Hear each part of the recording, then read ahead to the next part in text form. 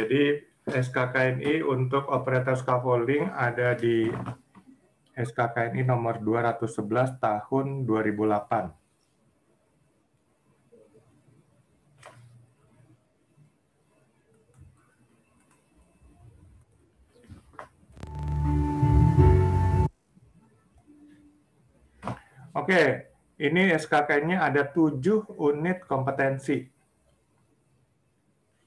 Ya, yang pertama melaksanakan K3 di tempat kerja. Yang kedua melaksanakan komunikasi di tempat kerja. Yang ketiga membaca gambar kerja scaffolding. Yang keempat memilih jenis bahan sesuai gambar. Yang kelima memasang scaffolding di tempat kerja. Yang keenam membongkar scaffolding di tempat kerja. Yang ketujuh mempersiapkan lokasi penempatan scaffolding. Jadi ada 7 unit kompetensi yang harus Bapak-Bapak kuasai. Nah, apa itu unit kompetensi? Jadi kalau suatu skema ini artinya kompetensi keseluruhan ya, kompetensi keseluruhan. Jadi skema ini ada yang sudah distandarisasi, ada skema yang oleh LSP itu diambil daripada unit kompetensi suatu SKKNI digabung dengan yang lainnya.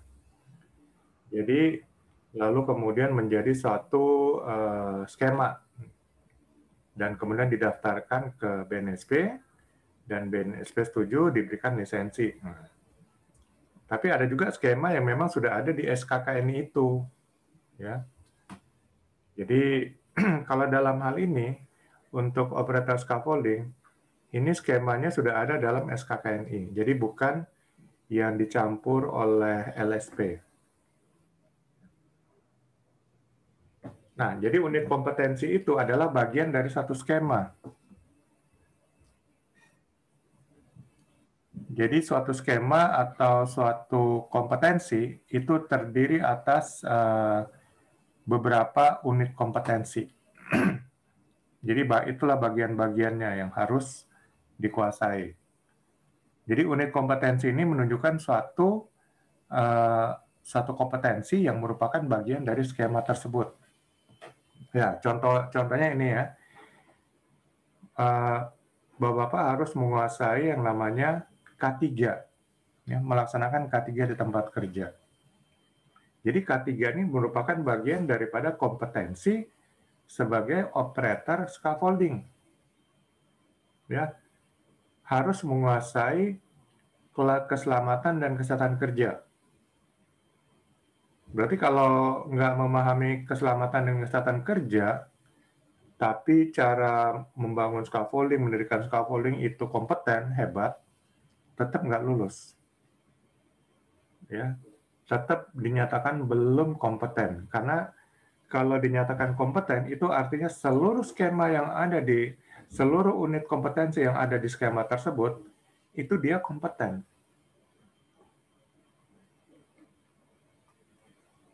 Jadi, Bapak-Bapak harus benar-benar kompeten dalam 7 unit kompetensi ini. Ada 7 kan? Ya, yang pertama ini melaksanakan K3 di tempat kerja. Nah, setiap unit kompetensi, ya ini satu unit kompetensi, itu terdiri atas elemen-elemen kompetensi. Jadi, terbagi lagi nih, mungkin satu unit kompetensi itu kompetensinya masih terlalu general, sehingga ada bagian-bagiannya lagi. Ya, tapi tetap ini berada dalam satu unit. Ya. Contohnya ini K3. Nah, K3 ini berarti ada bagian mengikuti prosedur K3. Kemudian mampu mengidentifikasi prosedur K3. Lalu melaksanakan prosedur darurat dan mampu membuat laporan pelaksanaan K3 tempat kerja. Itulah bagian daripada unit kompetensi K3 ya dalam scaffolding yang Bapak harus kuasai. Jadi elemen kompetensi ini ada kriteria unjuk kerja. Jadi kalau untuk lebih mengerti kompetensi apa sih yang ada di elemen kompetensi ini, maka kita lihat di kriteria unjuk kerja.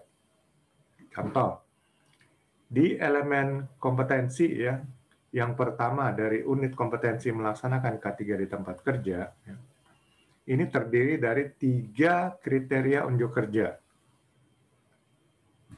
Yang pertama, prosedur K3 yang terkait disesuaikan dengan ketentuan yang diberlakukan.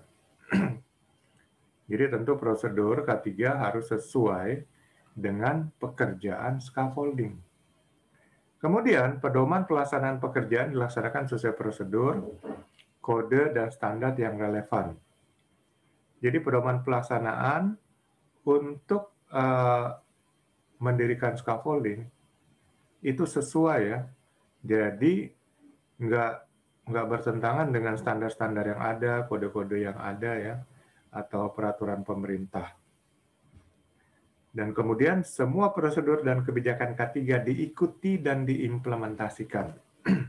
Lalu setelah itu, prosedur kebijakan K3 ya, SOP-SOP-nya itu harus diikuti ya dan diimplementasikan oleh para operator scaffolding. Jadi inilah artinya elemen pertama yaitu mengikuti prosedur K3. Jadi di sini Bapak-Bapak diharapkan menguasai kompetensi atau memahami K3. Kemudian menguasai dan memahami prosedur-prosedur K3, SOP-SOP-nya, menguasai dan memahami kebijakan-kebijakan K3 yang ada di perusahaan. Menguasai dan memahami regulasi peraturan perundang-undangan K3. Regulasi peraturan perundangan K3 itu saat ini masih memakai Permenaker nomor 1 tahun 80 ya, mengenai K3 konstruksi. Lalu mungkin ada mengenai bekerja di ketinggian. Kalau saya nggak salah itu Permenaker nomor 37 ya atau 38 tahun 2016. Itu juga mengenai K3 untuk bekerja di ketinggian. Jadi lalu harus menguasai juga Undang-Undang nomor 1 tahun 70. Nah inilah kira-kira regulasi peraturan perundang-undangan yang wajib dipahami dan diterapkan oleh semua operator scaffolding. Jadi inilah kira-kira maksud daripada subunit kompetensi atau elemen kompetensi yang pertama dari melaksanakan K3 di tempat kerja. Ya, cukup luas, cuman K3 di sini nanti dikaitkan dengan pekerjaan scaffolding. Dan pekerjaan scaffolding itu ada hubungannya dengan pekerjaan konstruksi dan bekerja di ketinggian. Ya, sehingga saat mungkin akan membuat SOP ya harus disesuaikan dengan regulasi peraturan pemerintah dan kemudian standar-standar yang ada ya terkait pekerjaan konstruksi dan juga bekerja di ketinggian. Inilah kira-kira maknanya mengikuti prosedur K3. Lalu elemen kompetensi yang kedua, mengidentifikasi prosedur kerja. Nah, di sini kalau sudah paham ya berarti ikutin aja ya prosedur kerja SOP yang ada yang telah dibuat oleh perusahaan. Tapi kalau mau memahami dengan lebih detail di sini ada 4 kriteria unjuk kerja. Yang pertama, prosedur tempat kerja diikuti untuk menghindari kemungkinan terjadinya bahaya. Ya. Jadi jangan sampai shortcut ya, atau tidak mengikuti dengan benar prosedur atau SOP kerja yang ada. Karena bisa kemungkinan terjadinya bahaya atau resiko ya, yang dapat menyebabkan terjadinya kecelakaan kerja. Kemudian lokasi yang mengandung bahaya dilengkapi tanda atau rambu yang mudah dibaca. Jadi sediakan juga rambu-rambu ya. Rambu-rambu ini merupakan bagian daripada fasilitas K3. Jadi ada rambu mungkin jangan lupa memakai perlengkapan APD umpamanya begitu, atau hati-hati ya saat bekerja di ketinggian, atau ada rambu-rambu umpamanya dilarang masuk ya atau naik kecuali petugas yang berkepentingan dan seterusnya. Nah, ini harus benar-benar dipahami dan diikuti oleh para pekerja ya terkait subunit kompetensi atau elemen kompetensi yang kedua ini. Lalu penyelesaian masalah dirangkum dan didokumentasikan. Jadi nanti kalau ada masalah-masalah ya terkait yang mungkin dalam hal pelaksanaan pekerjaan, itu nanti didokumentasikan, dicatat ya, dicatat, difoto dan sebagainya didokumentasikan terkait aktivitas pekerjaan untuk mendirikan scaffolding. Lalu yang keempat, alternatif yang dapat dilakukan diidentifikasi berdasarkan tindakan dan cara yang telah dievaluasi. Lalu mungkin prosedur mengatakan ternyata kurang tepat, ya berarti cari alternatif nih. Lalu alternatif ini bicarakan bersama-sama sehingga terjadilah dapat solusi. Nah, inilah kira-kira mengidentifikasi prosedur kerja. Jadi mungkin ada masalah ya yang terkait dengan pekerjaan pemasangan scaffolding dan terkait juga dengan prosedur kerja yang ada ternyata tidak sesuai mungkin. Nah, inilah harus cari alternatif ya. Ya, inilah kira-kira makna daripada subunit kompetensi melaksanakan K3 di tempat kerja atau elemen kompetensi yang kedua mengidentifikasi prosedur kerja. Lalu dia masih ada lagi elemen kompetensi yang ketiga, ya, melaksanakan prosedur darurat atau emergensi. Nah, kita tahu ya, kalau terjadi keadaan darurat, maka semua prosedur dalam keadaan normal itu tidak berlaku. Yang berlaku adalah prosedur dalam keadaan darurat. Ya, itu otomatis ya. Otomatis saat Chief Emergency Response Team mengatakan, wah kita dalam keadaan darurat, ya berarti semua prosedur keadaan normal nggak berlaku. Maka yang wewenang situ adalah tim penanggulangan keadaan darurat, ya, dengan memakai prosedur keadaan darurat. Oke, ini artinya melaksanakan prosedur darurat atau emergensi. Tapi kalau kita belum paham sepenuhnya, kita bisa melihat kriteria unjuk kerjanya apa aja sih. Nah, di sini dijelaskan ada 3 kriteria unjuk kerja. Peralatan darurat diidentifikasi dan digunakan sesuai prosedur dan pedoman LK3 ya, lingkungan K3, lingkungan keselamatan kesehatan kerja. Jadi sediakan peralatan darurat ya yang sesuai dengan pekerjaan, pokoknya pekerjaan mendirikan scaffolding. Ya, mungkin peralatan darurat itu adalah mungkin tandu ya untuk membawa orang yang terluka gitu ya. Lalu peralatan-peralatan P3K, peralatan-peralatan untuk bantuan alat pernafasan, dan peralatan-peralatan lainnya ya, terkait kira-kira keadaan darurat kecelakaan apa yang mungkin terjadi dalam pekerjaan pemasangan scaffolding. Kemudian teknik penanganan keadaan darurat dilaksanakan sesuai prosedur dan pedoman yang berlaku di lokasi tempat kerja. Jadi penanganan keadaan darurat ini sesuai prosedur dalam keadaan darurat ya. Nah, kalau belum ada prosedur dalam keadaan darurat, ya lebih baik segera dibuat ya bersama tim. Dan kalau ada belum ada tim penanggulangan keadaan darurat, segera dibentuk. Sehingga tim penanggulangan keadaan darurat inilah yang akan melakukan pekerjaannya saat terjadi keadaan darurat. Kemudian prosedur dan kebijakan tentang tanggap darurat di lokasi tempat kerja diikuti. Ya. Jadi harus tahu juga prosedur dan kebijakan tentang keadaan darurat dan tanggap darurat. Dan kemudian kalau terjadi keadaan darurat, ya harus diikuti. Dan mungkin perlu latihan-latihan sehingga kalau keadaan darurat itu kan harus segera cepat tanggap ya. Jadi cepat reaksi. Karena kalau masih lambat-lambat ya mungkin korban nggak tertolong ya, keadaan darurat makin parah dan sebagainya. Lalu yang keempat masih terkait K3, membuat laporan pelaksanaan K3 di tempat kerja. Jadi ini juga ya kompetensi yang diharapkan dimiliki oleh operator scaffolding mampu membuat laporan. Nah, format laporan biasanya harus sudah disediakan oleh perusahaan. Ya. Kalau belum ada ya segera dibuat format laporan untuk pelaksanaan K3. Jadi format laporan yang memuat rekaman pelaksanaan K3 di tempat kerja pada hari ini disiapkan. Ya, jadi mungkin isinya adalah judulnya format laporan K3 pekerja.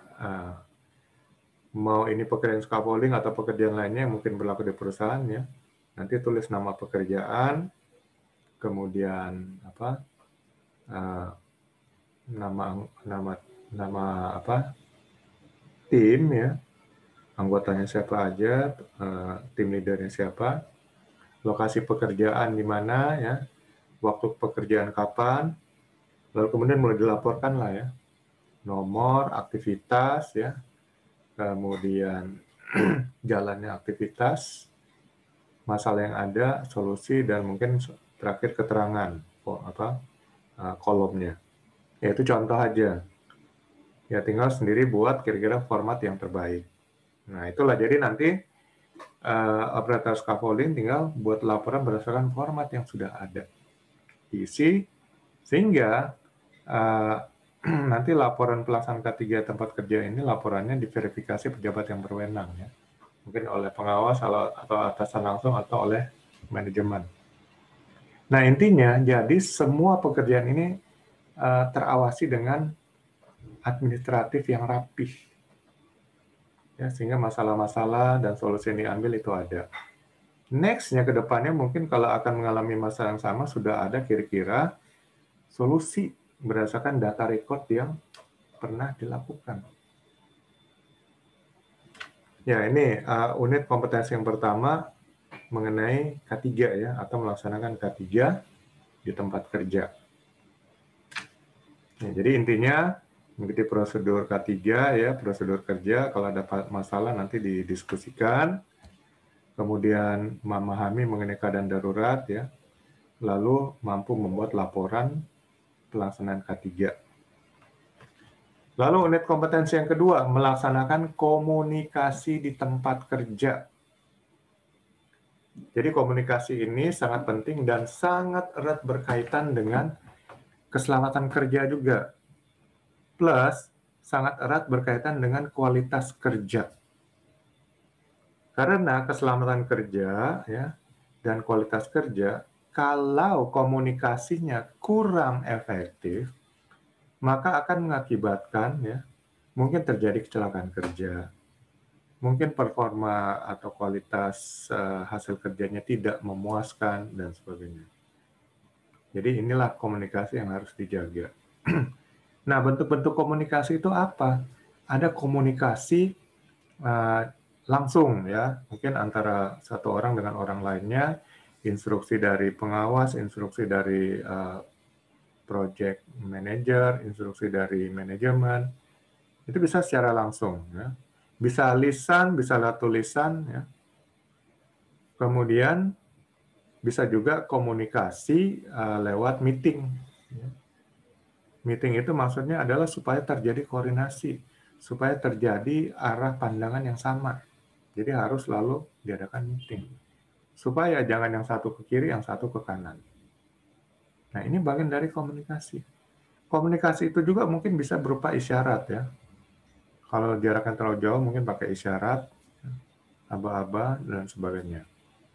Itu bagian dari komunikasi. Komunikasi juga bisa berupa tanda-tanda ya. Jadi umpamanya ini jangan digunakan dulu, ada tag-nya. Itu bagian dari komunikasi. Sehingga orang tahu, oh ini jangan digunakan dulu, ini kalau pakai masih bahaya, masih dalam proses maintenance ya, masih dalam proses pembicaraan, jadi jangan masuk dulu ke tempat ini, dan seterusnya. Itu bagian dari komunikasi. Kalau nggak dilakukan komunikasi, akan miskomunikasi. Orang nggak tahu bahwa boleh masuk, sudah masuk. Akibatnya ada masalah, ya mungkin insiden, ya mungkin kerusakan, dan lain sebagainya. Jadi, komunikasi ini sangat-sangat penting. Nah, di unit kompetensi yang kedua ini, ya, melaksanakan komunikasi tempat kerja, ada 3 elemen kompetensi. Nah, yang pertama memilih prosedur komunikasi, yang kedua melaksanakan informasi, yang ketiga membuat laporan. Ya, pelaksanaan komunikasi. Jadi yang pertama ya, memilih prosedur komunikasi. Oke, bagaimana komunikasi akan dilakukan? Mungkin sudah dibuat prosedurnya ya. Apa saja jenis komunikasi yang akan dilakukan ya. Apakah lewat meeting, komunikasi langsung, lewat WA, lewat email. Lalu kalau komunikasi langsung bagaimana caranya ya? Apakah nanti ada perintah atau informasi, lalu harus minta feedback ya, dan kemudian komunikator ini menyatakan feedbacknya benar atau feedbacknya salah, diperbaiki dan seterusnya. Itu komunikasi langsung ya, antara satu orang kepada satu orang lainnya atau kepada satu orang kepada beberapa orang. Jadi harus ada feedback. Jangan, oh ya kerjakan ini ya udah langsung pergi. Nah, komunikan atau yang diberikan informasi juga harus memberikan feedback. Karena komunikator mungkin lupa ya berikan feedback. Oh iya, maksud Bapak begini ya. Nah, jadi kalau salah masih bisa dibenerin. Enggak, maksud saya begini-gini nih. Oh iya Pak, maksud Bapak begini. Iya betul. Oke, terima kasih. Kami kerjakan gini. Jadi itu ya, kalau komunikasi langsung harus seperti itu supaya jangan sampai terjadi miskomunikasi. Karena sering terjadi miskomunikasi hal-hal seperti ini. Dan itu akibatnya adalah kecelakaan kerja, ya, atau hasil pekerjaan yang salah, ya, terpaksa harus diulang, ya, akibatnya rugi waktu, rugi tenaga, rugi material. Nah, jadi komunikasi sangat penting ya, bukan saja untuk menghindari kerugian, ya, tapi juga untuk menghasilkan performa kerja yang baik. Nah, jadi di sini memilih prosedur komunikasi ya di elemen kompetensi yang pertama dari unit kompetensi melaksanakan komunikasi tempat kerja. Kalau kita sudah mengerti ya mungkin kita langsung tahu oh inilah kira-kira kompetensi yang harus saya kuasai di unit kompetensi yang kedua ini. Tapi kalau belum kita lihat kriteria unjuk kerjanya, ya, gambarannya. Teknik komunikasi yang tepat dapat dipilih melalui telepon, ya, tatap muka, kode, laporan tertulis, dan sketsa gambar. Jadi tetapkan saja ya apa jenis komunikasi yang akan dipakai ya saat sedang mendirikan scaffolding. Ya, disepakati, lalu masing-masing jenis komunikasi ini dibuat tata caranya dan prosedurnya. Umpamanya lewat telepon ya. Jadi yang tadi seperti tadi harus minta feedback. Lewat WA tetap harus feedback dan sebagainya. Dan seterusnya. Dengan meeting mungkin ya ditambahkan. Ya, kode-kode, mungkin gambar dan sebagainya, sketsa gambar dan seterusnya. Lalu sumber-sumber informasi diidentifikasi dan disusun secara berurutan. Ya, sumber-sumber informasi apakah dari telepon, dari WA, ya, dari email, ya. Jadi benar-benar diidentifikasi, kemudian prosedur menggunakannya benar-benar dijalankan, dipahami dan dijalankan. Nah, lalu di sini yang kedua melaksanakan informasi. Jadi sudah ada nih informasi. Nah, berarti tinggal laksanakan informasi. Apakah informasi ini dari SOP? Yang jelas saat melaksanakan informasi, itu para pekerja harus sudah paham informasinya. Ya. Dan kalau belum paham, minta feedback. Jadi jangan sampai mencoba menerjemahkan, menafsirkan sendiri.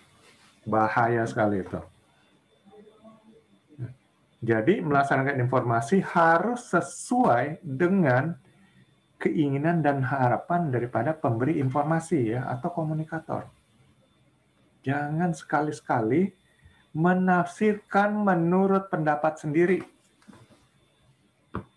Karena kalau salah dampaknya adalah luar biasa, itu bisa kecelakaan kerja dan juga kerugian ya bagi perusahaan. Nah, ini melaksanakan informasi. Kalau belum jelas kita bisa lihat kriteria unjuk kerjanya. komunikasi didemonstrasikan baik secara individu maupun kelompok. Jadi kalau memang ini ya kalau perlu didemonstrasikan, oke ini caranya begini ya, ditunjukin. Jadi lihat langsung dan kemudian latihan langsung ya, drill. Oke, cara masangnya gini, ditunjukin langsung. Kemudian latihanlah operator calculate supaya menghindari salah menggunakan ya. Nah. Kemudian tanggapan yang bersifat perbaikan dirangkum, didokumentasikan, dan disosialisasikan. Lalu tanggapan-tanggapan yang bagus yaitu kemudian catat karena untuk menjadi pelajaran pembelajaran ke depannya ya. Mungkin ada next pekerjaan-pekerjaan berikut mungkin akan menjadi bahan untuk pembelajaran. Lalu yang ketiga, membuat laporan pelaksanaan komunikasi di tempat kerja. Ya, jadi tadi seperti K3, dibuatlah format laporan komunikasi. Ya, kalau tadi laporan K3, mungkin sekarang bikin format baru, laporan komunikasi. Nah, kenapa itu perlu laporan? Supaya namanya bagian dari dokumentasi tertulis itu menjadi bagian dari pengawasan. Karena kalau hanya diingat-ingat, mungkin nggak bisa dijadikan satu bahan evaluasi. Karena daya ingat manusia terbatas. Jadi harus ada yang tertulis. Ya. Nah, format laporan yang memuat rekaman pelaksanaan komunikasi tempat kerja pada hari ini disiapkan. Laporan pelaksanaan K3 tempat kerja diverifikasi berjalan benar. Laporan pelaksanaan komunikasi mungkin nih salah ya. Jadi ada dua sudah ya format laporan yang harus dikuasai kompetensinya oleh operator scaffolding yaitu membuat laporan K3 dan laporan komunikasi. Oke, ini unit kompetensi yang kedua dari 7 ya. Ya, ada 7 unit kompetensi yang harus benar-benar dikuasai oleh operator scaffolding. Kemudian yang ketiga, membaca gambar kerja scaffolding. Di sini sudah punya gambaran kan? Oh, ini gambar kerja ya, terkait pekerjaan scaffolding, kira-kira bentuknya nanti seperti apa ya. Kemudian di gambar kerja itu nanti di mana aja ada berapa ada beberapa lift, ada berapa bay ya, dan kemudian ada two-boardnya di mana aja, kemudian brace-nya di mana aja, karena nggak semua ini tempat ada brace ya. Nah jadi itu bisa diketahui oleh operator scaffolding dari gambar yang dibuat oleh bagian engineering. Bagian engineering tentu sudah berkoordinasi ya dengan pengawas, dengan kreator daripada scaffolding yang kompeten, sehingga jadilah gambar kerja scaffolding yang efektif ya. Nah di sini tugas daripada operator scaffolding adalah mengidentifikasi gambar kerja, lalu dari gambar kerja itu bisa mengidentifikasi bahan scaffoldingnya, dan kemudian membuat daftar bahan scaffolding.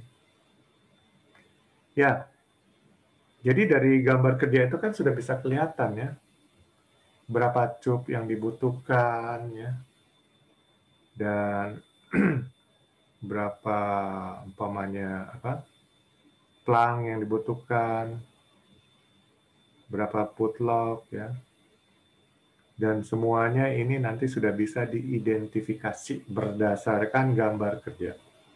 Oke, di sini ada 3 elemen kompetensi, mengidentifikasi gambar kerja, mengidentifikasi bahan scaffolding, dan membuat daftar bahan scaffolding. Jadi, identifikasi gambar kerja, kalau kurang ngerti, lihat kriteria unjuk kerjanya. Gambar kerja diamati ukuran maupun skalanya dengan teliti. Jadi, lihat ya, ukurannya dan skalanya. Jadi, kalau skala itu kan perbandingan antara panjang digambar dengan panjang sebenarnya. Ya, kalau skala 1:20, berarti 1 cm digambar sama dengan 20 cm dalam gambar keadaan sebenarnya. Kemudian, ukuran. Ukurannya itu jelas ya, umpamanya panjangnya 3 meter ya. Berarti kalau panjang 3 meter, kalau skalanya 1:100, maka ukuran di gambar itu 3 cm. Tapi intinya nggak usah ngelihat apa ini, karena lihat aja di gambar itu ini tertulis 3 meter. Ya udah nanti ikutin aja itu kira-kira. Jadi sudah bisa dari gambar ini, tanda-tanda gambar identifikasi dengan benar, sudah bisa identifikasi bahan scaffoldingnya. Nah, nanti koordinasi dengan tim kerja dan pengawas untuk mengidentifikasi bahan scaffoldingnya. Bahan-bahan scaffolding pada gambar kerja diidentifikasi jenis-jenisnya, apa aja yang akan dipakai nanti. Jenis-jenis bahan scaffolding diamati spesifikasinya. Mungkin nanti dari gambar ada spesifikasi khusus ya, ini yang nanti akan benar-benar dilihat ya untuk dipakai. Ya, umpamanya bahan scaffolding sudah ada, ya, jenis-jenisnya segala macam. Jadi berdasarkan gambar sudah tinggal di ini. Atau kalau belum punya, ya mungkin tinggal di order untuk beli atau di rental. Ya, sekarang banyak rental untuk scaffolding. Tapi kalau memang bisnisnya adalah bisnis scaffolding, ya tentu mendingan sudah dibeli. Tapi mungkin ada permintaan user yang sedikit berbeda sehingga bahan scaffolding nggak ada, nah itu mungkin perlu dibeli atau di rental. Kemudian membuat daftar bahan scaffolding. Jadi setelah mengidentifikasi apa aja jenis-jenisnya, spesifikasinya, lalu ditulislah daftarnya. Daftar kebutuhan bahan scaffolding dibuat dan disusun berdasarkan gambar kerja. Daftar kebutuhan bahan scaffolding diverifikasi, di-recheck lagi ya, cek dan recheck. Jadi jangan sampai salah. Kalau ada yang diragukan, koordinasi dengan bagian engineering dan kemudian dengan kreator daripada scaffolding ya. Jadi jangan sampai salah. Itu bagian dari komunikasi. Jadi kalau sudah disusun gambarnya nanti tinggal dilihat ya. Oke, di stok perusahaan ada nih. Ya, semua lengkap. Tapi kalau nggak ada ya udah tinggal mungkin bagaimana diajukan untuk pembelian atau di rental ya. Kalau umpamanya ini nggak sering dipakai ya karena ada permintaan khusus ya di rental aja gitu.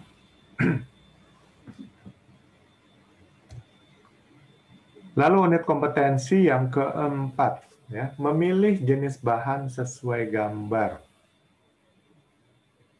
Sebenarnya hampir mirip-mirip ya tadi di sini. Mengidentifikasi bahan scaffolding. Memilih jenis bahan sesuai gambar. Nah ini hanya ada 2 elemen kompetensi. Membedakan jenis scaffolding dan membuat tabel persyaratan umum untuk semua jenis scaffolding. Ya, di sini kalau kita kurang ngerti, kita lihat kriteria kerjanya.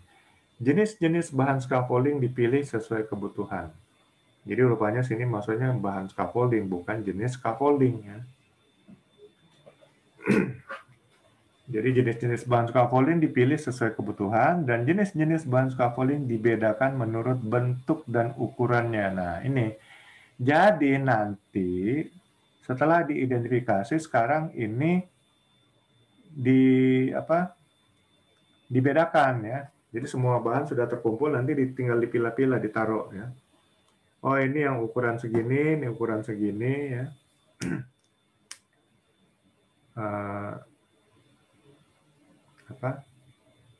Jadi dimasukkan sesuai dengan jenis yang sama ya. Sehingga jangan sampai nanti untuk bekerja secara cepat. Kalau masih berantakan, ya tentu aja nanti akan kelamaan waktunya. Ya saat instalasi scaffolding harus nyari-nyari lagi ya, repot. Jadi sudah dipisahkan berdasarkan jenis-jenisnya, dikasih ada tanda, sehingga begitu nanti operator scaffolding itu cepat. Ya, langsung ngambil, tak, dirikan. Kemudian membuat tabel persyaratan umum untuk semua jenis scaffolding. Nah, ini kita lihat kriterianya apa maksudnya. Kriteria pembebanan diidentifikasi sesuai kelas muatan. Oke, nanti mungkin akan dibuat scaffolding untuk heavy ya, untuk pembebanan berat. Oh, berarti ukurannya nanti ya sudah bisa dilihat ukurannya kan nanti cupnya itu nggak terlalu, transomnya itu nggak terlalu panjang, mungkin pendek aja. Kemudian ukuran ledgernya juga nggak terlalu panjang, ya, karena ini untuk heavy. Kalau untuk yang pembebanan ringan, ya mungkin ledgernya agak panjang, ya transomnya juga agak panjang. Kemudian beban maksimum setiap B disesuaikan aturan yang disyaratkan, ya. Jadi kemarin kita sudah lihat ya, untuk pembebanan ringan ya, ukuran B-nya berapa, ukuran lift-nya berapa. Ukuran lift standar 2 meter, tapi yang membedakan adalah ukuran B-nya. Lalu hasil identifikasi dimasukkan dalam tabel sesuai format yang tersedia. Ya, nanti tugas daripada operator scaffolding ya untuk mengidentifikasi kira-kira jenis pembebanannya yang apa nih, apakah ringan, medium, atau yang berat. Sehingga sudah bisa disesuaikan dengan bahan scaffolding ya, terutama cupnya. Lalu memilih perlengkapan pengikat ya. Jadi pengikat ya, penyambung antara cupnya ini yang sesuai dengan cupnya yang akan dipakai. Apakah yang memakai baut ya, screw, atau yang tinggal plug ya saja. Perlengkapan utama pada scaffolding dipilih dengan mempertimbangkan terhadap kekokohan dan kestabilannya. Jadi kalau mungkin ini individual scaffolding cukup tinggi, maka mungkin perlu mempertimbangkan perlengkapan pengikatnya itu pakai screw ya, karena itu lebih kuat nanti. Lalu perlengkapan bantu lainnya pada scaffolding pilih sesuai kebutuhan. Dan yang keempat, membuat daftar bahan dan perlengkapan scaffolding. Jadi kalau sebenarnya hampir sama dengan yang di unit kompetensi ketiga ya, membuat daftar bahan. Tapi ini mungkin ini khusus mengenai jenis bahan. Kalau yang di 3 tadi gambar ya, gambar kerja. Ya sama, jadi nanti dibuat daftarnya ya, daftar kebutuhan bahan dan perlengkapan scaffolding dibuat dan disusun berdasarkan gambar kerja, daftar kebutuhan bahan dan perlengkapan scaffolding diverifikasi. Lalu yang kelima, nah inilah baru memasang scaffolding di tempat kerja. Ya, setelah disusun-susun ya, ini nanti tinggal dipasang. Nah, saat memasang ini ada 4 juga elemen kompetensi. Pertama, survei dulu lokasi ya. Lalu melengkapi bahan peralatan kerja dan perlengkapan pengaman scaffolding, lalu memasang scaffolding, dan kemudian membuat laporan. Oke, survei tempat kerja ya, lokasi kerja pembangunan scaffolding. Di sini ada 3 kriteria unjuk kerja. Yang pertama, level permukaan tanah disurvei untuk dirancang sebagai tempat pijakan tiang-tiang scaffolding. Jadi lihat dulu nih tempat yang akan didirikan scaffolding, permukaan tanahnya ya, apakah tanah lembut ya, apa tanah keras. Ya, kalau tanah lembut ya berarti dia harus memakai sole plate. Ya.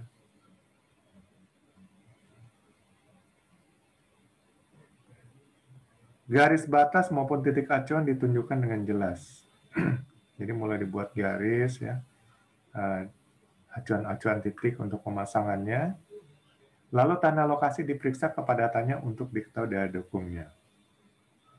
Nah, elemen kompetensi yang kedua melengkapi bahan, peralatan kerja, dan perlengkapan pengaman scaffolding.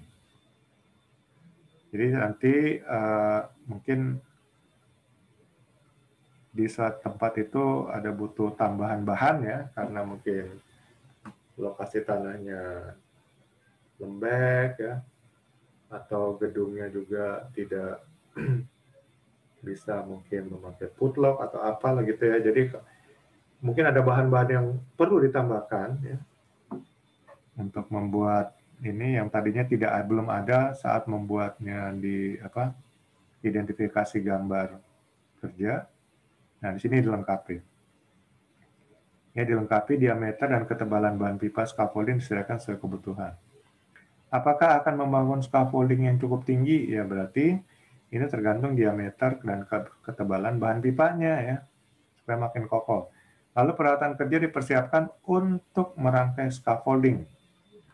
Ya, apakah itu obeng ya, tang dan sebagainya, tali, juga water pass. Nah, ini semua peralatan kerja dipersiapkan.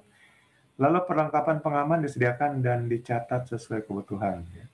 Perlengkapan pengaman apakah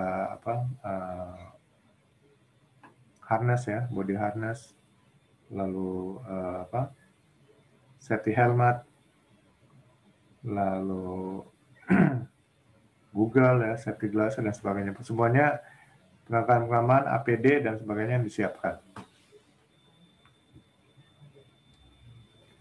Lalu setelah itu, elemen kompetensi yang ketiga, memasang scaffolding. Di sini ada 2 kriteria unjuk kerja. Instruksi kerja pemasangan scaffolding dilaksanakan. Jadi saat memasang scaffolding, inilah SOP mulai dijalankan ya. Kemudian posisi dan tempat kedudukan scaffolding diperiksa dalam arah vertikal dan horizontal. Jadi step ini selalu dicek ya dengan water pass ya, kedudukan vertikalnya apakah benar-benar lurus dan juga horizontalnya ya. Agar jangan sampai nanti bongkar lagi, pasang lagi, jadi kerjanya makin lama. Setelah itu baru buat laporan ya, pelaporan hasil pemasangan scaffolding. Di sini ada 2 kriteria unjuk kerja, hasil pemasangan scaffolding dilaporkan. Laporan pemasangan scaffolding diverifikasi. Nah, untuk laporan pemasangan scaffolding, ya kalau udah ada formatnya, tinggal dipakai formatnya. Kalau belum, ya bikin ya format pelaporan untuk pemasangan scaffolding. Ya ini unit kompetensi yang keempat ya. Keempat ya. Ini ketiga. Oh, ini ketiga. Ini keempat. Ini kelima. Dan unit kompetensi yang keenam, membongkar scaffolding di tempat kerja. Jadi kalau tadi kompetensi untuk memasang, ya, sekarang membongkar. Jadi setelah selesai semua pekerjaan, user sudah menyelesaikan pekerjaannya, maka scaffolding itu harus juga dibongkar. Di sini ada 3 kriteria unjuk kerja. Pertama, melaksanakan langkah kerja pembongkaran. Kedua, mengidentifikasi perlengkapan pengaman scaffolding. Keempat, laporan hasil pembongkaran scaffolding. Ya. Jadi mungkin nanti untuk pembongkaran ada lagi SOP khususnya ya untuk membongkar scaffolding. Nah, ini harus dipahami dan kemudian diikuti oleh operator scaffolding. Kemudian bahan scaffolding yang sudah dibongkar dipersiapkan untuk disimpan pada tempat yang aman. Jadi bahan yang sudah dibongkar diletakkan di tempat yang memang khusus disediakan untuk tempat penyimpanan bahan-bahan scaffolding tersebut. Lalu kemudian mengidentifikasi perlengkapan pengaman scaffolding. Nah, ini kita lihat nih maksudnya apa di kriteria unjuk kerja. Peralatan pengaman yang sudah dilepas dari rangkaian scaffolding dicatat kembali dan disesuaikan dengan rencana pemakaian berikutnya. Jadi semua peralatan pengaman, pengikat, ya, brace dan sebagainya ini benar-benar dicatat ya. Lalu peralatan pengaman yang sudah dilepas dari rangkaian scaffolding ditempatkan pada tempat yang aman. Jadi ini juga disimpan bersama komponen atau bahan scaffolding lainnya. Dan terakhir buat laporan hasil pembongkaran. Ya, nanti dibuat dalam formatnya juga ya, format scaffolding. Cuma nanti aktivitasnya akan ditulis pembongkaran. Kalau tadi mungkin pemasangan ya atau instalasi. Nanti laporannya akan diverifikasi oleh manajemen. Ya, ini unit kompetensi yang ke-6. Lalu unit kompetensi yang ke-7, mempersiapkan lokasi penempatan scaffolding. Nah, di sini ini harusnya awal ya tadi ya. penempatan scaffolding, mengetahui kondisi lokasi ya, ini elemen kompetensi yang pertama, melaksanakan penataan lokasi, dan menyusun laporan lokasi penempatan scaffolding. Mengetahui kondisi lokasi ini data-data lokasi diidentifikasi dan catat dan didokumentasikan. Peralatan untuk penyempurnaan lokasi dipersiapkan sesuai penggunaannya. Melaksanakan penataan lokasi ya, penyempurnaan kondisi lokasi dilaksanakan sesuai peraturan daerah setempat. Posisi landasan tiang scaffolding diatur kepadatannya. Kestabilan struktur diukur sesuai dengan prosedur yang benar. Jadi kalau seandainya tanahnya nggak layak, benar-benar coba diatur dulu, dikeraskan dan sebagainya ya. Ini namanya penataan lokasi. Lalu menyusun laporan lokasi penempatan scaffolding. Jadi untuk laporan survei lokasi ini nanti dilaporkan juga ya. Bersama data-data penempatan lokasi scaffolding nyatakan dengan laporan tertulis. Laporan penempatan lokasi scaffolding dilengkapi dengan denah lokasi. Ya, ini sebenarnya mempersiapkan lokasi penempatan scaffolding sebelum pemasangan. Ya. Cuman ini dimasukkan ke unit kompetensi yang ke-7.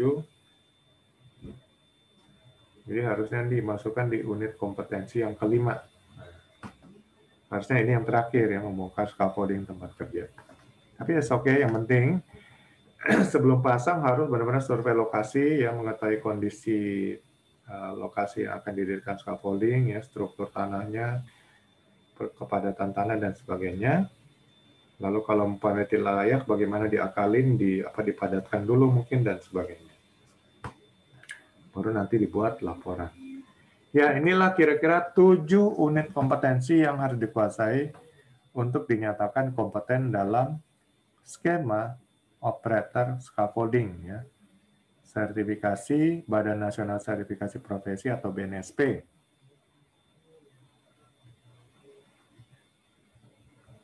Jadi yang pertama K3, yang kedua komunikasi, yang ketiga mampu membaca gambar kerja ya scaffolding, yang keempat mampu mengidentifikasi dan memilih jenis bahan ya sesuai gambar, kemudian mampu memasang scaffolding dan mampu membongkar scaffolding, dan mampu mensurvei dan mempersiapkan lokasi untuk penempatan scaffolding. Serta kemudian mampu membuat laporan-laporan ya dari semua aktivitas ini.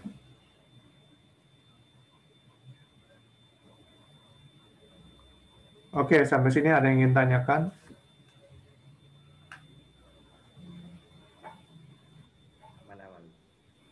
Ya, nggak ada. Jadi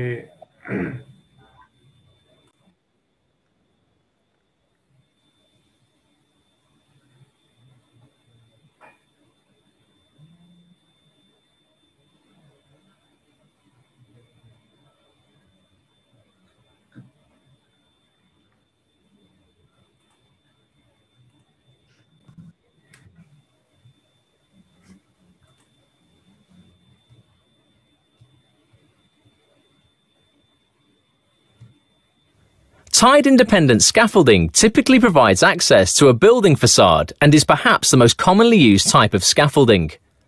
An independent scaffold consists of 2 rows of vertical tubular members called standards erected parallel to the building. These standards are joined with horizontal longitudinal members called ledges, connected with right-angle couplers to form the horizontal levels of the scaffold or lifts. The ledges are in turn connected by transverse horizontal members called transoms fixed above the ledges with put-log couplers. These transoms support the working platforms, which are usually formed from scaffold boards. Scaffolding lifts are enclosed with edge protection to prevent operatives and materials falling from the platforms. The edge protection comprises guardrails, usually formed from scaffold tubes, and toe boards, which are usually scaffold boards set on edge between the decking and standards at boarded lifts. The edge protection may be supplemented by other means depending on the nature of the works. Brick guards may be attached to the guardrails to contain bricks and other large objects within the scaffold, and sheeting or debris netting may be attached to the ledges and guardrails to enclose the full lift height to protect the environment from the effects of the works. In this video, we will look at an independent tube and fitting type scaffolding, widely used worldwide, and explain the common terminology. Prior to erecting a scaffold, the scaffolders should check the ground conditions are adequate. The method of erection with this scaffold is to place the sole boards down on the ground, followed by base plates. The first standard is held upright by one scaffolder, while another attaches a ledger and transom using right-angle couplers. When secured, this upright will be temporarily freestanding. This process is repeated at all four corners of the structure and are fixed together to form a complete square. Other standards can now be installed to the central areas of the structure. This completed section is known as the foot tie or kicker lift. Intermediate transoms are installed to provide central support for the scaffold boards, which the scaffolders will stand on to install the next lift. Transom spacing must not exceed 1.2 meters. The next phase in the sequence is the installation of ledgers for the first lift, and these are secured using right-angle couplers across the whole row of standards on both sides of the structure. The structure is now braced along the plane of the ledger to add rigidity to the uprights. This is achieved by first securing a swivel coupler to the bottom of one upright and another to the area just beneath the ledger on the next upright along. The brace is secured at the bottom and the opposite upright is levelled. The first ledger can now also be levelled. This process is now repeated on the opposite ledger and the standards are now level and rigid along the plane of both ledgers. A face brace is required at a ratio of 1 in every 6 bays of scaffolding. Transoms are now installed on top of the ledgers using put-log couplers, otherwise known as singles or clips. And the process now begins to level the uprights along the transom plane using ledger bracing. This is achieved in the same method used for the ledgers, and one swivel coupler is secured to the standard just above the foot lift and another to the opposite standard just beneath the ledger. The brace is secured into the bottom swivel and the standard is leveled off and the top swivel is secured. The transom is secured at this point with a put-log coupler and the opposite standard is leveled off. Intermediate transoms are now installed for support of the scaffold boards. A single guardrail, known as a scaffolder's guardrail, is now installed at a height of 1 meter above the kicker lift using right-angle couplers, and this will allow them to safely install the guardrail for the first lift using a scaffolder's step. The first lift can now be fully boarded from the safety of the kicker lift. Once all boarding has been installed, a ladder should be installed at an angle of 75 degrees as a safe means of access and should be secured to the structure prior to use. It will be necessary for the ladder to be footed whilst it's being secured. The short length boards used to create the ladder opening should be secured to prevent displacement. The first activity when accessing the new lift should be the installation of the ladder hatch, followed by the installation of the lower section of the guardrail and all 4 sides of toe boards, working progressively away from the ladder opening. All materials required for the completion of the first lift and erection of the second lift can now be raised and secured safely on the first lift. Any hemping or topping out can now be carried out from within the safe confines of a completed lift. The processes described previously are repeated in the same sequence until the desired scaffold height is achieved. As the height of the scaffold increases, it's important to be aware of the need to move materials in a safe manner, and this may include bags for fittings and rope for other, lengthier components. Another critical consideration as the scaffold height increases is the need for ties or other stability measures, and these should be implemented at the very earliest opportunity during the erection process to ensure scaffold stability and scaffolder safety.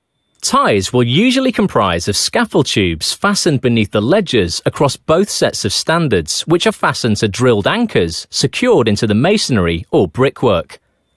Another method is to attach to steelwork with girder clamps. If anchors and steelwork cannot be used, the scaffold may be tied by other means, and stability rakers are commonly used. These are a very simple concept that effectively increases the minimum base dimension of the structure, thereby increasing the maximum allowable safe height. It should be noted that if rakers are the primary means of ensuring stability, the height of the scaffold cannot exceed 6 meters. Once complete, the scaffold can be inspected, tagged, and handed over. Method of dismantling. All scaffolds must be inspected by a trained scaffolder or inspector prior to dismantling to ensure no additional safety measures are required prior to commencing work. As with erection, those involved in the process should be provided with a method statement, risk assessment, and rescue plan. It is important that fall protection is given the highest possible consideration during this process, and the scaffolder's step method should be used wherever possible. The scaffold should be dismantled in a sequential reverse order of the erection process. So this means it should start with the removal of toe boards, working progressively towards the ladder access point. When toe boards have been removed from the top lift, scaffolders should make their way to the lift below, from where they can remove the boards from above. Using the scaffolder's step, they can then remove the top lift guardrail. All materials removed must be passed down in a controlled manner, and they should never be thrown or dropped.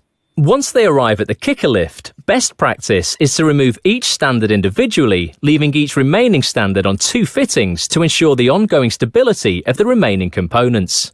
Scaffold must be erected, dismantled, and altered by trained scaffolders only. Scaffold should be erected under a safe system of work to protect scaffolders from falls, ideally NASC Guidance SG4. Tube and fitting scaffolds should be erected to worldwide best practice, NASC Guidance TG20.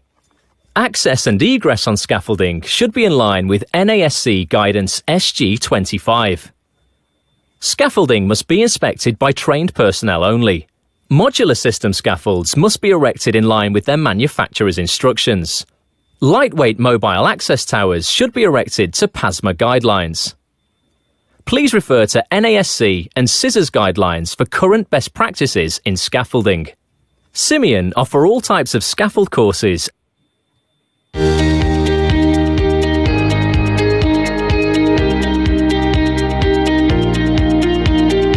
When we first come on site to a scaffold, obviously we need to know if it's a design scaffold or whether it's a compliant scaffold.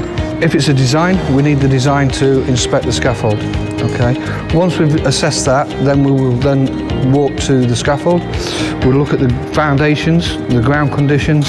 So ideally, there should be a base plate underneath the standard, but we can go on solid concrete or we can go on to steel.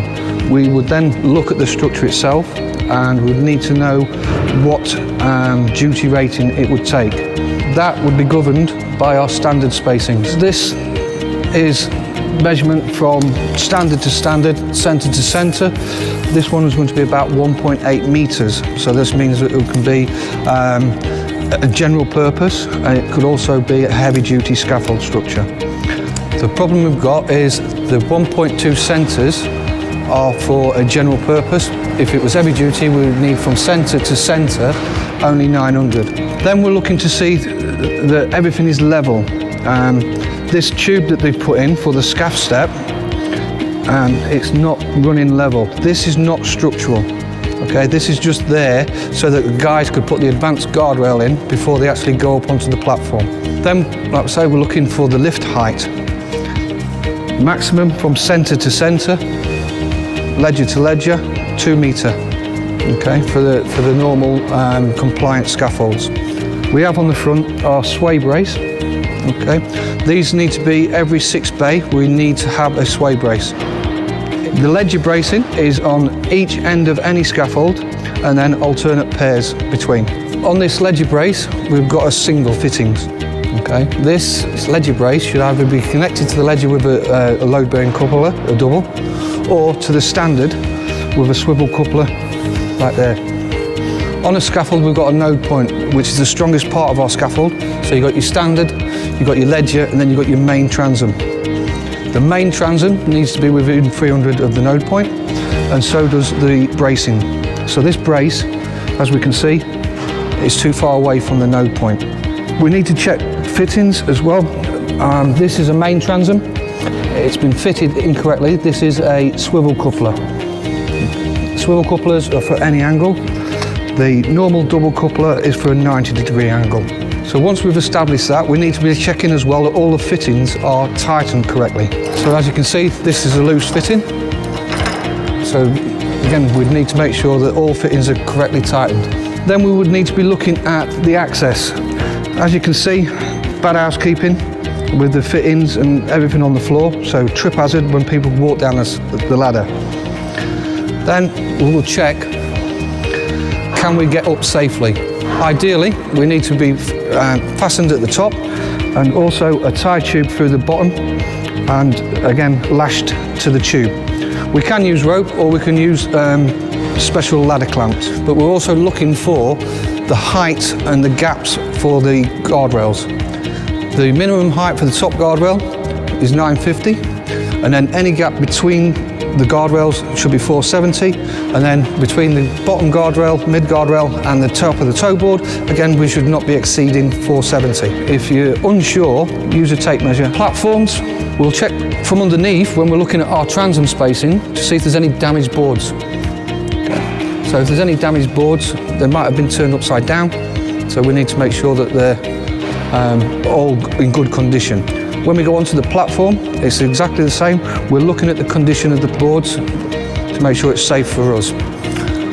We need toe boards. There's a toe board missing along this front edge, and also on the stop end there is also toe board missing. Our guardrail should be supported with a double coupler. Okay, so we should have a 90-degree angle coupler there and one there. When it comes to toe boards, they should be supported at two ends. So there's a fitting missing here. There's also on the puncheon, there should be connected in at least two places. Going round to the back, the toe board, let's say, should be supported and tied at each end.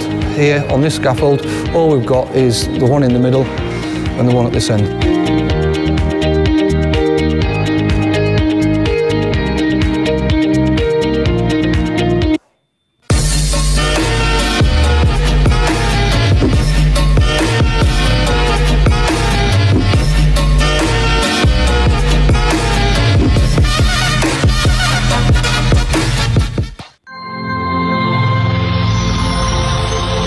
Video ini dipersembahkan oleh Mediatama Academy. Training ketiga, langsung kerja.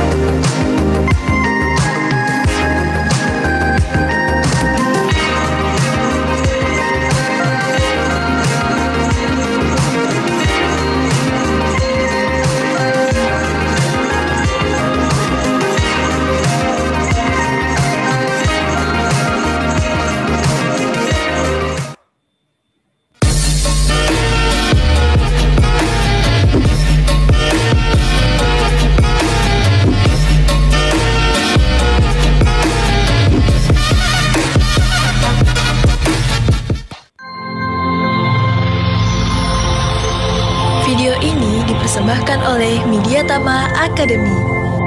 Training ketiga, langsung kerja.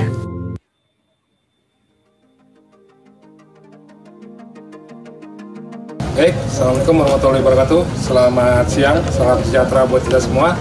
Selamat berjumpa kembali dengan saya, Bambang Usiawan, praktisi dari K3 Perancah atau Scaffolding. Untuk saat ini, saya akan menjelaskan bagaimana prosedur atau tata cara inspeksi perancah, baik scaffolding tubular, frame, ataupun modular.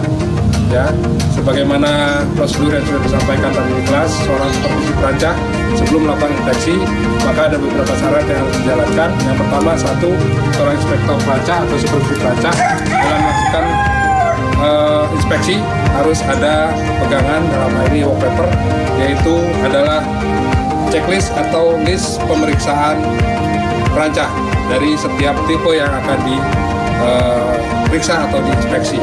Ya, bisa gabungan ataupun bisa per setiap jenis dari model checklist pemeriksaan ini.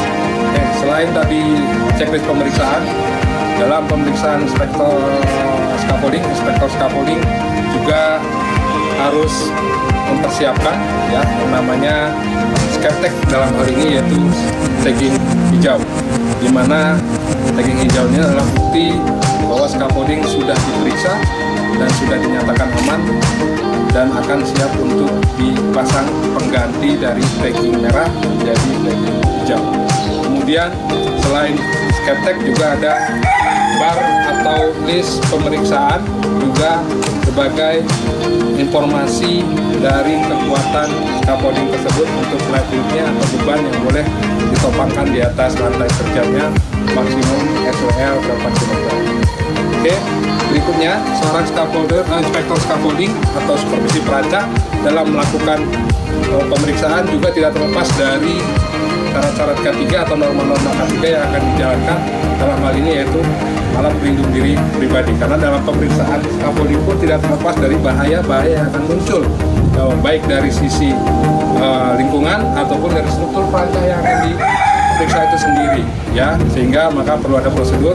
Dalam hal ini ya, pemeriksaan APD alat pelindung diri yang digunakan seorang supervisi perancah tetap sama seperti seorang scaffolder, yaitu pertama safety helm, safety shoes, kemudian sarung tangan, kacamata, dan juga baju kerja yang aman. Oke, kemudian seorang supervisi perancah juga tidak terlepas dari alat bantu saat pemeriksaan, yaitu seorang supervisi perancah juga membawa kunci raket ya untuk memeriksakan kekuatan kekencangan dari klem-klem, kemudian water pass sebagai alat bantu ukur pelurusan ataupun kemiringan, dan juga meteran sebagai alat bantu untuk mengukur jarak dari satu pipa ke pipa yang lain ataupun jarak yang standar. Oke.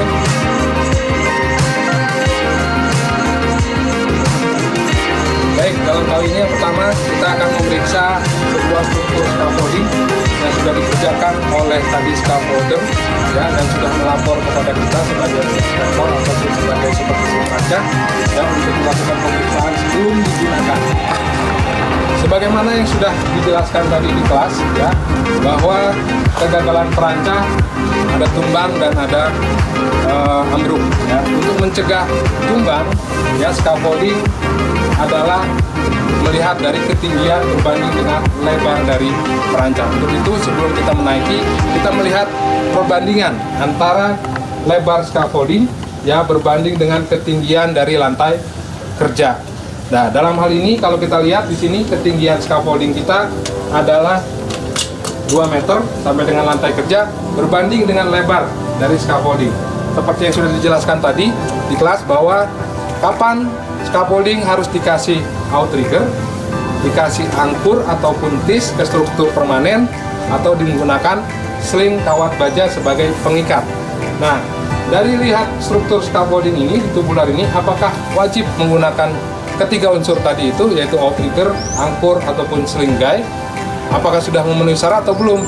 Ya, kalau kita lihat maka kita harus ukur adalah perkalian dari lebar. Seperti tadi sudah dijelaskan, kalau di indoor adalah 3 kali ukuran terpendek dari lebar scaffolding, kemudian kalau di outdoor adalah 2 kali ukuran terpendek dari scaffolding. Kalau kita lihat di sini adalah outdoor, ya, posisi scaffolding ini berdiri di outdoor, maka perkaliannya atau rumus kestabilannya adalah 2 kali lebar scaffolding. Nah, lebar scaffolding ini adalah lebarnya, kalau kita ukur, adalah 1,2 meter. Maka outdoor pengalinya adalah 2. Maka 2 kali 1,2, maksimum ketinggian yang stabil adalah 2,4 meter. Di sini hanya ketinggian scaffolding sampai lantai kerja itu hanya 2 meter.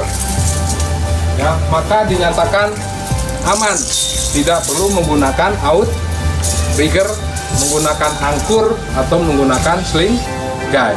Maka dari kestabilan scaffolding ini dinyatakan sudah stabil. Jadi kemungkinan untuk tumbang scaffolding sudah tidak ada lagi.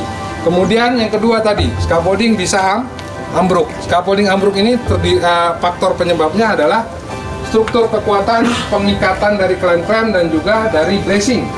Ya, maka yang perlu diperhatikan seorang inspektor pertama adalah kekuatan base slip. Apakah base slip sudah ada bracing? Ya, sudah di bracing semua. Kemudian bracing sudah sesuai dengan ketentuannya, cara pengikatannya ataupun sudutnya, dan juga jarak pengikatan dari persilangan dengan posisi pengikatan bracing. Nah, kalau kita lihat di sini bracing sudah komplit. Ada bracing samping posisi 2 dan bracing depan posisi juga 2, dan posisinya pun bersilangan dengan tepat, jadi tidak sejajar ya untuk tubular scaffolding. Jadi kita lihat, tinggal kita melihat kondisi pengecekan dari pengikatan bracing tersebut ya. Misalnya kita lihat, ambil satu, ini sudah kuat, dan kita bisa tidak harus seluruhnya kita mengecek klemnya. Kita ambil sampel random, misalnya semua klem yang ada di base slip ada 20, maka bisa kita ambil 10%-nya maksimum. Apabila dari 20 klem terdapat 2 klem yang kendur, maka kita hentikan pemeriksaan agar supaya scaffolder kembali mengencangkan klem-klem yang di base slip dan seterusnya. Karena apa? Kondisi di bawah saja kita menemukan 10% klem yang masih kendur, maka kita jangan langsung naik, khawatir malah kita yang menjadi korban atau dari struktur scaffolding yang runtuh ini. Baik, langkah berikutnya seorang inspektor sebelum lebih lanjut menginspeksi, maka kita perhatikan adalah base slip atau landasan dari scaffolding, di mana scaffolding berdiri itu harus kita analisa kekuatan apakah dia biasa ambles atau tidak karena beban baik dead load ataupun live load nanti. Di mana ya setiap standar teknisnya, setiap standar wajib menggunakan base plate. Kalau kita lihat di sini ada jumlah 4 standar, maka base plate di setiap standar terpasang. Ya, fungsi base plate adalah satu untuk mencegah slip atau mencegah bergesernya pipa vertikal atau standar ini dari struktur yang berdiri tegak. Ya. Kemudian kalau kita lihat di sini ada selain mencegah amblas adalah kewajiban untuk memasang soulboard. Soulboard ya, kapan soulboard itu wajib dipasang? Apabila scaffolding berdiri di landasan yang tidak stabil seperti pasir, tanah lunak ya ataupun tanah. Nah, kalau kita lihat di sini scaffolding berdiri di atas konkrit atau di atas cor-coran, maka tidak perlu menggunakan soulboard. Baik, setelah kita pastikan tangga sudah terikat dan terpasang dengan benar sesuai dengan standar teknis, maka selanjutnya kita akan menaiki tangga untuk ya pemeriksaan kondisi di lift berikutnya ataupun di lantai kerja. Baik, tahapan berikutnya yaitu kita sudah sampai pada lantai kerja. Maka pemeriksaan yang harus diperhatikan pada saat lantai kerja, pertama adalah pengikatan dari papan ataupun plank yang ada di lantai kerja, kemudian celah yang ada di lantai kerja, sebagaimana yang telah tadi disampaikan ya di kelas, bahwa celah lantai kerja yang diizinkan kalau menurut British adalah 1 cm, sedangkan menurut JIS adalah 2 cm. Kalau kita perhatikan di sini celah lantai kerja aman ya, sudah rapat dan tidak kurang dari tidak lebih daripada 1 cm, sehingga saya pikir ini aman, benda pun sudah tidak jatuh. Kenapa tadi celah adalah disyaratkan tadi adalah agar supaya benda-benda tidak terjatuh. Kemudian yang kedua adalah apa? Dipasangnya pagar pengaman. Karena sebagaimana syarat yang ada di Permen 1 tahun 80, ketinggian scaffolding lebih dari 2 meter, maka wajib dipasang pagar pengaman. Nah, kalau lihat pagar pengaman dari menurut British, syarat lantai kerja yang pagar pengaman itu terdiri dari 3. Yang pertama adalah top rail, yang kedua mid rail, dan yang ketiga adalah two board. Nah, kalau kita lihat di sini sudah terpasang top rail, mid rail, dan two board. Tinggal standar ketentuan teknisnya ketinggian daripada top rail. Ya, top rail yang aman adalah ukurannya dari si pekerja pengguna dari scaffolding ini, di mana tinggi top rail minimum tidak kurang dari pinggang, atau kalau mau standarisasi ukuran itu menurut JIS adalah minimum tinggi top rail 90 cm. Kalau kita lihat di sini, maka kita harus lakukan pengukuran ketinggian top rail sampai dengan lantai kerja. Ini ketinggiannya adalah 195 cm atau sampai dengan 100. Jadi saya pikir ini sudah aman dan sesuai dengan standar teknis. Ya, kemudian mid rail yaitu pertengahan atau setengah minimal dari top rail atau kurang lebih 50 cm atau 47 cm. Ya, jadi ini sudah memenuhi syarat baik secara kekuatan, standar teknis, keamanan, dan cara pemasangannya. Nah, handrail juga sama pemasangannya, yaitu di dalam standar, ya, dan baik dia posisi di depan sejajar dengan ledger ataupun posisi di samping sejajar dengan transom. Pemasangannya juga sama, posisi yang sejajar dengan ledger ada di bawah dan posisi yang ada dengan sejajar dengan transom ada di atas. Oke, mungkin seperti itu. Kemudian sudah posisi handrail, maka kita perhatikan dari landasannya, yaitu lantai kerja. Di mana lantai kerja inilah kunci dari keamanan dan kekuatan seorang yang bekerja nanti di scaffolding. Di mana apabila ada pergeseran, ada pergerakan dari papan kerja, maka harus diikat ulang atau dikembalikan, ditambah pengikatannya. Ya, kemudian two board sendiri, ya kita lihat di sini sudah mengelilingi seluruh lantai kerja. Karena fungsi two board satu untuk apa? Benda tidak terjatuh atau kaki pekerja tidak terprosok. Ya, benda tidak bisa terprosok. Itu fungsi dari two board. Kalau kita lihat di sini, secara kekuatan ini kuat, namun ada pengikatan-pengikatannya masih kendur. Dan juga belum terpasangnya pancen di sini sebagai kuat. Nah, ini bisa terjadi accident bagi seorang pekerja nanti. Karena apa? Belum terpasang pancen. Ya, kalau di sisi sebelah ini sudah terpasang pancen seperti ini, maka akan terjadi kekuatan yang walaupun kuat, benda tidak terjatuh. Baik, ya. Untuk lebih lanjutnya kita perhatikan dari sisi pagar pengaman ini atau handrail, ya baik top rail ataupun mid rail. Di sini ada satu celah, ya, di mana ada potensi pekerja nanti terjatuh, ya, ada potensi kerja terjatuh. Maka ini tidak aman, maka perlu dipasang palang, ya, untuk sebagai pintu atau biasa disebut dengan portal, ya, jadi bisa dibuka tutup. Bisa menggunakan pipa 1 meter, ya, menggunakan pipa 1 meter di sini dengan menggunakan swivel clamp atau clamp putar, ya, agar bisa dibuka, periksa kondisinya. Maka kita kembali lagi pemeriksaan kepada pengikatan, baik pengikatan clamp kita cek, ya, sesuai dengan ketentuan yang sudah ditentukan mengenai kekuatan, ya, masih ada yang kendur atau tidak. Nah, seperti ini kita masih menemukan clamp yang masih kendur, ya, bisa kita kencangkan.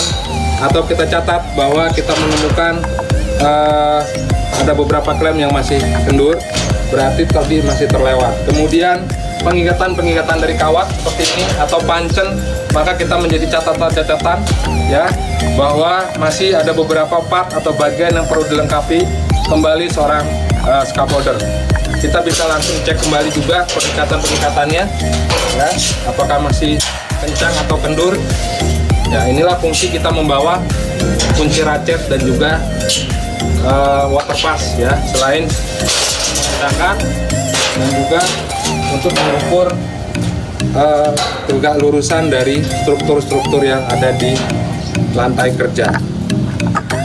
Baik, lantai kerja ya, selain tadi rapat dan juga memiliki pagar pengaman, syarat lantai kerja yang lain adalah kuat ya, dimana kekuatan itu tergantung dari ketebalan papan. Kalau menggunakan papan kayu ya, kemudian jenis klasifikasi kayu kelas 1, kelas 2 ataupun kelas 3 sebagaimana menurut Konsensus Kayu SNI Indonesia tahun 2002 ya, itu klasifikasi kayu kelas 1, kelas 2 dan kelas 3.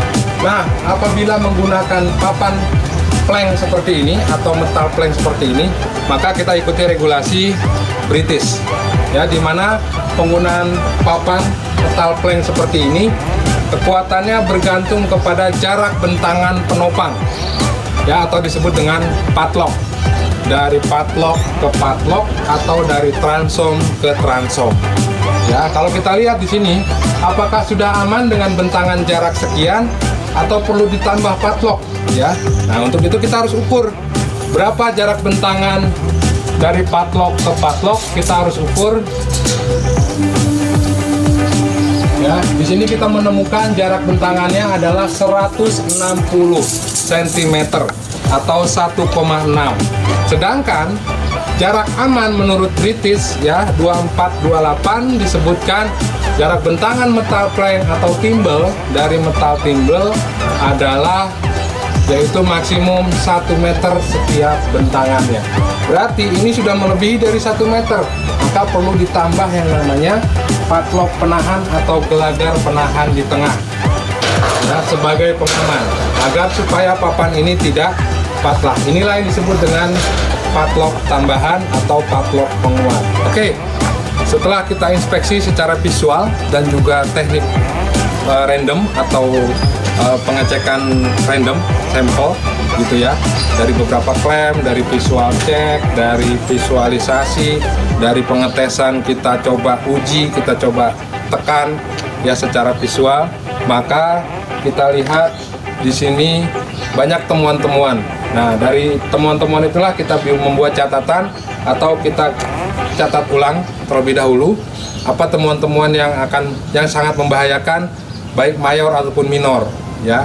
Kalaupun memang kondisinya temuannya mayor ya, maka kita tidak bisa kembali menggunakan atau perlu dirubah kembali, perlu disempurnakan kembali hal-hal yang tadi temuan-temuan mayor tadi. Misalnya apa temuan mayor tadi? Satu, kita menemukan ada bentangan papan yang terlalu jauh, itu termasuk temuan yang mayor sehingga perlu ditambahkan padlock sehingga kita bisa panggil scaffolder untuk menambahkan padlock. Kemudian apalagi pengikatan tubor yang belum sempurna, belum kencang ya, masih bergeser ya, itu perlu dibuatkan lagi. Kemudian masih mengenai stabilitas ya, kalau dari sisi bracing sudah terpasang dengan baik dan sudah komplit, maka sudah bagus. Namun ada beberapa temuan yang perlu kita perbaiki dan perlu diikat, maka harus diikat ulang sebelum kita mengganti tag merah atau kita nyatakan scaffolding ini aman. Baik, setelah kita nyatakan tag hijau ya bahwa scaffolding ini aman, mungkin perlu kita tambahkan informasi kepada si pengguna scaffolding ini mengenai apa beban dan juga informasi-informasi lain baik pemeriksaan, list pemeriksaan, jadwal pemeriksaan itu perlu dipasang terlebih dahulu juga di scaffolding atau di perancang ini, karena sebagai informasi bagi si pengguna. Informasi ini tujuannya untuk apa? Adalah informasi mengenai maksimum beban yang boleh dinaikkan ke atas, baik itu orang, peralatan, dan material ya. Kalaupun memang orangnya ada 3, kita bisa hitung berapa maksimum orang bertiga, apakah scaffolding ini mampu menahan untuk 3 orang dalam kategori ini beban sedang atau hanya beban ringan saja. Sebagaimana telah tadi disampaikan di kelas, kalau scaffolding tubular ya, pembebanan dibagi menjadi 3 kalau menurut British ataupun Australian Standard. Nah, dalam hal ini kita menggunakan teknik Australian Standard Australia 1576 tahun 92 di mana pembebanan dibagi menjadi 3, ada beban ringan, beban sedang, dan beban berat. Ya, perbedaan beban tadi, karakteristik beban tadi dibedakan oleh apa? Yaitu adalah jarak dari standar ke standar, seperti yang tadi sudah dilihatkan di tabel pembebanan. Ya, nah kalau kita lihat di sini, kategori perancah tubular ini masuk kategori beban apa? Ya, maka kita harus ukur, ya, ukur jarak dari standar ke standar atau dari vertikal ke vertikal, di mana perbedaan antara transom dan ledger. Kita lihat, ya, tadi kalau beban ringan di ledger jarak dari tiang ke tiang adalah maksimum 3 meter dan transom 2,4 meter. Itu untuk beban ringan dengan maksimum 225 kg per bay. Nah, untuk beban sedang tadi sudah disampaikan, kalau beban sedang adalah maksimum di ledger jarak dari tiang ke tiang adalah 2,4 kali di transom 1,8.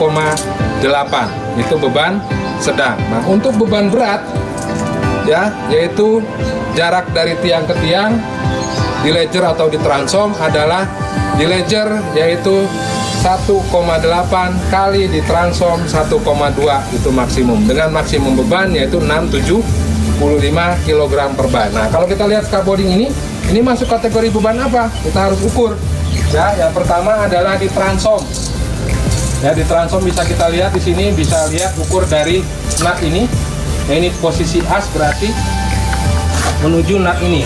Nah, ini adalah 120 cm atau 1,2 meter.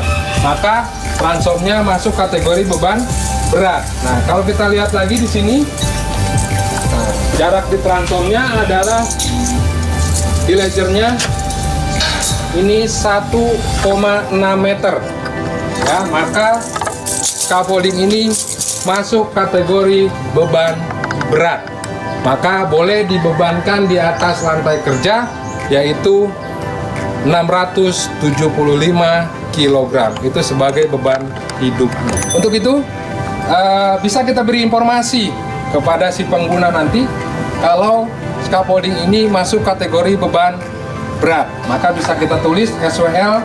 Ya, SWL di sini adalah SWL lantai kerja atau platformnya.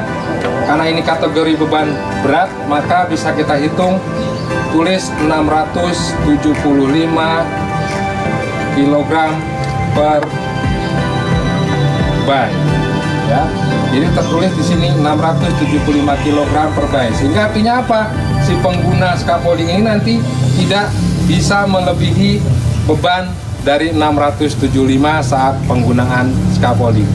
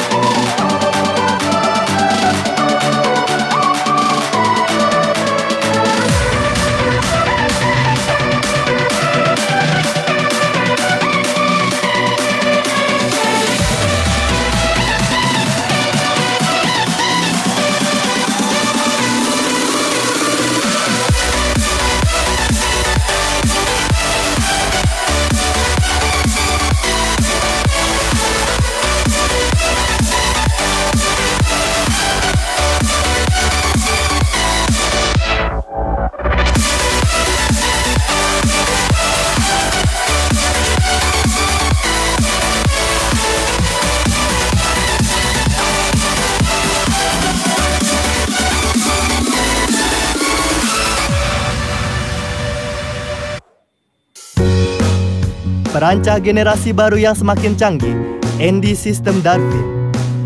Cara memasangnya 1, 2, 3.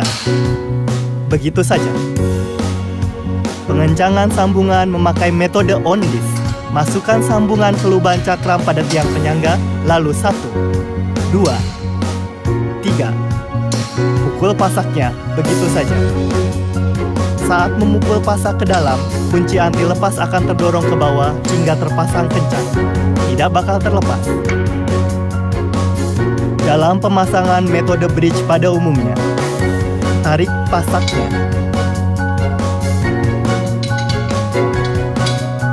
Pasang ke cakram. Masukkan pasak. Pukul pasak ke dalam. Semuanya butuh 8 langkah. Sedangkan kalau Darwin, masukkan sambungan ke cakram lalu 1, 2, 3. Begitu saja. Jika memakai Darwin, pembongkarannya juga mudah. Kendurkan pasak, lalu tinggal lepaskan dari tiang. Selesai dalam waktu sekejap. Mari kita bandingkan kecepatan pemasangannya. Perancah generasi baru yang semakin canggih, ND System Darwin. Jika Anda ingin mencoba sendiri,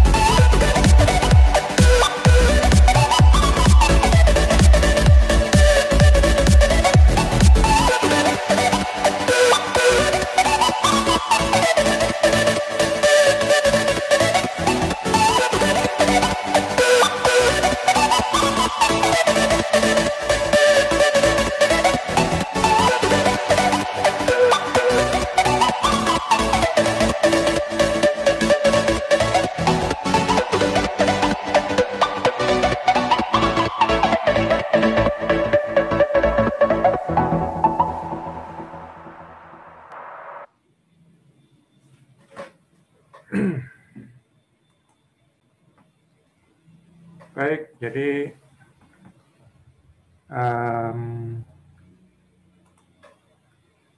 tadi sedikit video ya supaya ada gambaran sedikit, dan juga saya bandingkan jenis-jenis scaffolding, ada yang tipe frame dan juga yang terakhir tadi tipe modular ya. Modular artinya sudah ada coupler ini sudah khusus tergabung dalam modul itu sehingga lebih cepat. Sedangkan tipe tubular ya memang harus pakai screw. Oke, sampai sini ada pertanyaan dari Bob.